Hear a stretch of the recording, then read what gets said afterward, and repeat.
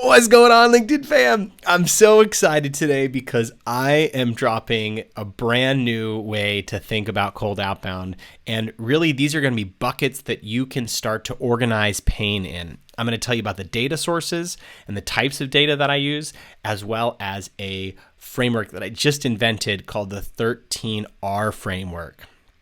Let's get into it. I'm going to try to make this as fast as possible. We got a lot to go through. All right, the R13 framework for pain and about automating outbound. So let's get into it. So first, it starts with requirements. That's the first R. And you want to define who you can reasonably help. And there are generally some criteria here that's like employee count, USA only, that kind of stuff. Maybe they use some sort of tech. But then you want one of the other R's. And you want this bubble to be big. And the other R is about a really nice backstop about who are the people that you think you can help. So in this case, I actually picked less than 10% engineering. That's ratio. I'll get into that in a second. So you want to draw this big bubble around the market with kind of a backstop to make sure that you are targeting the relevant type of company. You're trying to get to 50 to 100K total accounts here in this sort of big bucket. The next question you need to understand before we get to the other 12 R's is what data can you access? Well, there's kind of four buckets right here. There's employees leave, they join, titles, job descriptions, that kind of stuff. Company, office location, did they raise money, what date were they founded, kind of general information about the company. Website, tech, keywords, do they have values, pages? There's a lot of things that you can extract from their website. An external site like G2 Crowd, Glassdoor, some brand mentions on LinkedIn, etc. So these are kind of the four data buckets that are available to you. And what you mostly care about are deltas, are changes here. Now let's get into the 12 R's. So the R13 framework, a little bit deceptive because you start with requirements. That's the first R. Now you've only got 12 other R's to go over. Ratios, so is something out of whack, right? Do they have a small number of engineering, right? That's the one we used on our qualification. Rates, so are they have a huge delta in a rate of change, right? So they've laid off 30% of their employees. Rank, they are the number one fastest growing website in all of tech companies, right? How do they compare? Show them their rank. Raises, more money, more problems. So have they raised recently? This is usually done terribly. I'll tell you how to do it in a second. What are reasonable assumptions that you can make about who they are or their company? I'll go into that in a minute. Risk, are they doing something dangerous that you can tell them about? Do they not have HTTPS on their website? Relations, trust. So who are people that likely trust you that they also trust? This one's tricky. You can mess it up with 12 ways from Sunday. Riches, how can you calculate how much money you can make them? This is my favorite one. References, so are there customers that are in the exact same pain that you can use as a reference, right? Start with the reference customer. Are there facts that you can reveal about their business? Are there resources that you can provide for free? Maybe you can connect them with an expert that works at your company or in your community. And recently, what's changed very, very recently at their company that might make them a perfect fit? These are generally like surprises. All right, let's get into it. Ratios. And ratios really require you to rank the market and look at these high deltas. So you have 300 support articles, but only one support person. How do you manage that, right? Your ratio is out of whack. You have 10 engineers, but 10,000 employees, and you got a website with 10 million visitors. How do you do that? You have 1,200 employees, but only 3 reviews on Glassdoor. You probably want to change that if you're going to achieve your goals. You have 12 HR people, but no cultural values listed. How does that happen, right? These are ratios that are out of whack. Rates. Rates are huge deltas that identify something has changed recently. That's really important. So if you lost 10 people in the last 10 months, but you've lost 100 in the last month, right? That's a huge rate change. You're releasing 10 builds a day, you're shipping product, when before it looks like you only release 1 per month, right? So you have a rate change. You're hiring 120 people this month, but last month you only had 12 job listings, another rate change, right? A lot of things happen with rate changes. Rank. I love this one. I love them all, but I really love rank because if you can score the market and you can do this with beacon data from SignalFire, you can, in Brickstack too, my friend Kyle, you can really determine how they rank according to their peers. If you're looking at the entire market, which this process generally requires that you do, you can say you're in the top 1%, you're in the top 5%. You have 12 people and raised $12 million. Of all of Signal companies, you're the leanest, right? Wow, congratulations. People love to know about ranks. And sometimes they'll ask about how you got this data, and that's sometimes it will distract from actually what you're trying to sell. Raises. Everyone screws this up. I saw you just raise money. I like money. You have money. Can I have your money? That's how everyone does it. It's really terrible. Go a little bit deeper, right? You just raised $2 million about 12 months ago with 12 employees coming to your size. Generally, you're about to raise again. Here are the things that you might want to consider. Ideally, you want to talk about things that are non-obvious to them. So, hey, or if your product is really related to the raise, I see you just raised $2 million. Did you know that most companies use Silicon Valley Bank? I run JordanCrawfordBank.com. I give you a 5% return on your money, and you can loan against it, and you can invest in the stock market. I'll help you invest all that money in cryptocurrency, and but with no risk. I don't know. That'd be a cool business. Saw you raised around, and it's been 3 months, but you aren't hiring yet. Is there something that's wrong? Maybe I can help you figure out a hiring plan. What are reasonable assumptions that you can make about the company? Notice you were at Uber as a PM and you use these tools. Do you plan to implement the same toolkit at Lyft, right? That's a pretty reasonable assumption.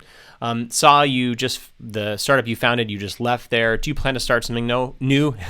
Pretty reasonable assumption. Notice you installed X 12 months ago, which is about the average time of their free tier. You want to trial me now instead of paying them. Those are reasonable assumptions that you can make. Risk. What are risks they're taking that they don't know about?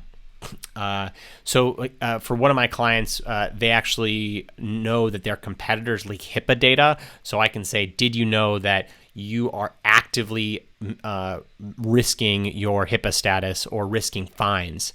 Sometimes this is a law, right? Did you know that you're probably in violation of CCPA? Did you know that you don't have HTTPS, but you mentioned taxes on your website, right? Those are risks that the company is taking. They might not be aware about. Ideally, they're not aware about, but if they are aware of it, it's a good thing to kind of mention and talk about. Relations. This one, again, people make mistake all the time with relations, but you want to be specific here. So it's not good enough to say, I noticed that you work at Chevron and that I once went to a Chevron. That does not count. You worked at Uber in product engineering and overlap with Bill and our team. Small world. So we're related in a relevant way. You can do this with beacon data. Saw you just raised money from Signalfire. They're awesome. I'd love to connect. A similar portfolio company. This is not as good. Ideally, I'd like you to be more specific. You're on deck, and I was on ODF 7 Small World. So that's a community that's really tight here. People will do this for I'm in YC, you're in YC. Generally, that network is not as strong as it used to be. Not that they're not a fantastic network. Absolutely they are. But the YC, it takes a lot of people, and that network has grown really big. So it's just a little less tight-knit. But if it's like I was in Winter Batch 12, you're in Winter Batch 12, different story. That's a good one for relation. Riches. Anytime that you can quantify how much money that you can make them or save them, that's the way you want to do. Saw you installed Segment. Segment charges X amount of dollars after Y amount of time, or based on your traffic delta. I can save you $1,400. Based on your 120 employees, you're qualified for $12 billion in tax savings from IRS Bill 130C, right? Riches. You can even talk about things like cost per click and Facebook and use like things like SimilarWeb to calculate traffic and traffic deltas between their website and how much is coming from Facebook. So you can kind of get an idea of how much money they're spending on social and quantify how you can make them richer. And you have to be right here. So don't do it if you can't be sure. Don't play the riches card. References. This is about taking your existing customers and stepping back into a relevant reference. So many R's here.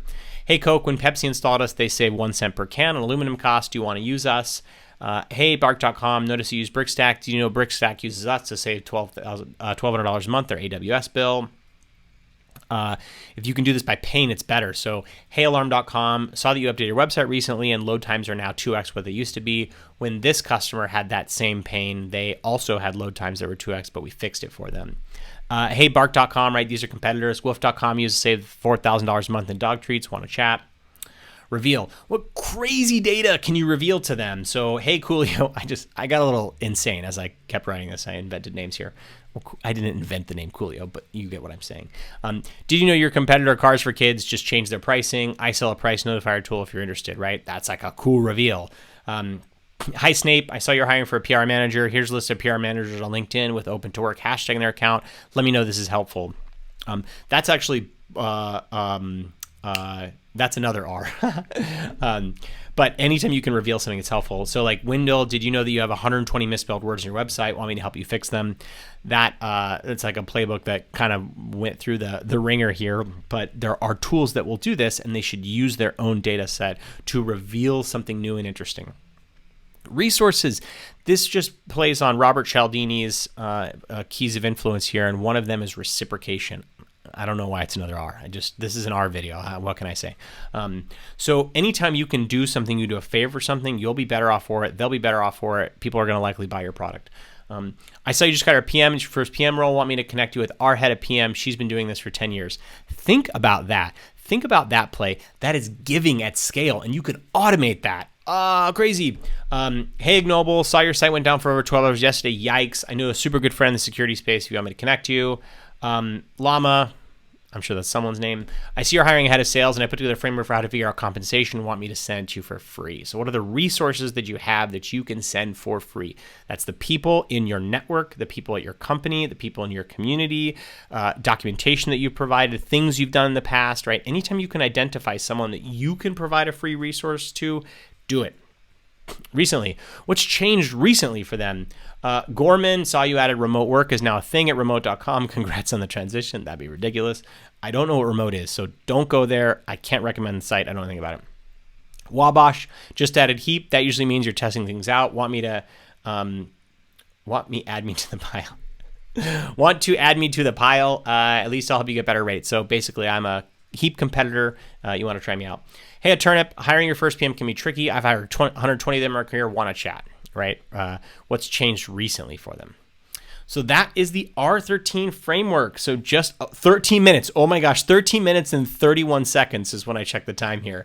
So that's pretty good. This will give you kind of some examples of all that so you can see it in one slide. I'll put this slide in the comments here. If you have any comments, questions, concerns about the R13 framework, please ask them, answer them, comment, tell me why you think I'm totally wrong. And at the very least, you should congratulate yourself for learning some frameworks in cold outbound email.